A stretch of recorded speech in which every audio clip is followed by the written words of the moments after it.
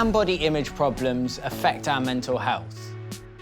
Body image problems can feature in a range of mental health conditions, including depression, anxiety, and social phobias.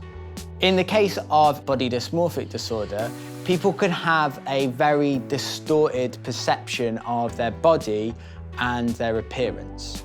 Mirrors and windows are my enemy on the days when I'm having a body dysmorphic disorder flare up. I don't think anyone is 100% happy with their appearance, or I'm yet to meet somebody who is. But for me, this was just to the extreme. People use mirrors within BDD to check their appearance in order to gather more data or information about how bad the part that they fear looks awful actually really is. The lowest point for me was probably the third time I tried to kill myself. I felt disgusting, didn't want people to see me. BDD is an obsessional anxiety disorder. People with BDD are sometimes seen as narcissistic because what is perceived is that there is an obsession with how they look. Actually, that's what happens as a result of detesting how they look, and their aim, typically, is just to look acceptable and normal.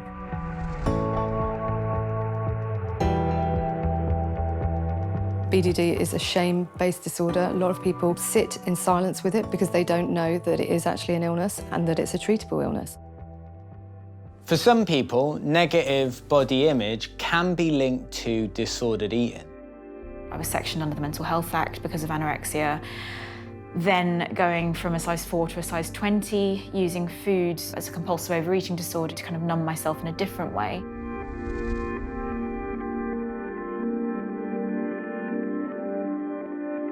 The commonality between BDD and eating disorders is disordered eating, so that the eating potentially is disrupted. Now, a lot of people with BDD have a preoccupation and distress about an aspect of their appearance that doesn't have anything to do with eating. But for those that have an appearance problem that is, for example, their whole body shape, then that quite often includes disordered eating. There's blurred lines between my eating disorders and my body dysmorphic disorder. They do shift, and it's hard to tell the difference sometimes, but it is useful, so useful for me to have that language around which to talk about both these separate conditions, as well as, depression and anxiety still are things that I battle with regularly. For me, my eating disorder was about addiction, obsession, and control. But I couldn't see what other people could see, and at the time, I didn't even realise that I got a problem. Let's be honest, if you saw me in the street, you're not going to think, "Phew, alpha male." Much more likely to think, "Oh, vegetarian."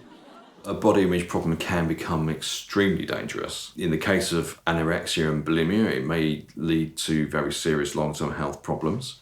And in the case of body dysmorphic disorder, it has one of the highest suicide rates of any psychiatric problem. So what was your kind of breakthrough moment? Somebody said to me, let's try a month where you live as if your body dysmorphic disorder is a mental health problem rather than being a physical problem. So just pretend for a month that there's not actually something wrong with you, there's something wrong with your mind, and see how it goes. So I was like, I guess I don't have anything to lose. And then having the really intense exposure therapy, working on my anxiety, that was the big change for me. Exposure therapy means deliberately facing your fears in a way that's therapeutic. To help someone stop their compulsions, the most important thing for them is first to consider the effect of these strategies and how much they may in fact be worsening their preoccupation with their appearance. I think one of the breakthrough moments for me for getting help was I slumped into depression and it became my normality. And as soon as I started to think that I could get rid of that I could get back to being the person that I enjoyed and actually start having fun again, that made recovery seem exciting and enjoyable rather than something that I was losing the anorexia, I was actually gaining my life back.